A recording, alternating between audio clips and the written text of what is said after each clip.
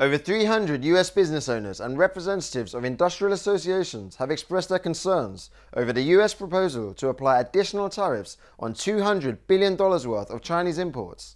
They made their voices heard at public hearings held by the Office of the United States Trade Representative.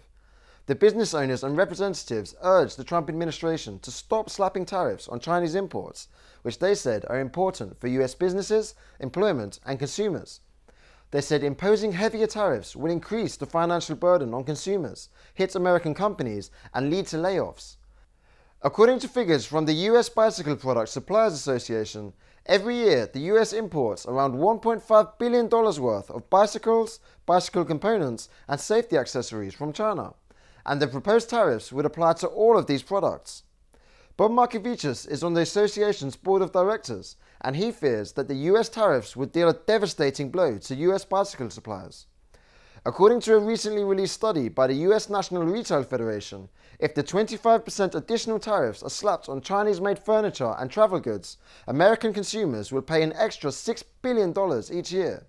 Meanwhile, US Senator Dan Sullivan of Alaska said that the fishermen in his constituency are baffled by the purpose of the proposed tariffs. Sullivan said that the $900 million worth of seafood on the list are initially exported from Alaska, processed in China, and then imported by the United States to sell in its domestic and global markets. So a hike in the tariffs is nothing less than a bullet aimed at Alaskan fishermen.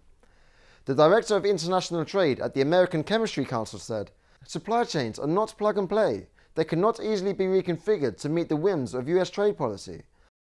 Speakers representing various industries, including apparel, suitcases and bags, bicycles, semiconductors and electronics, said that it would take years and a massive amount of capital to move production out of China, let alone moving it back to the United States, which has higher labor costs.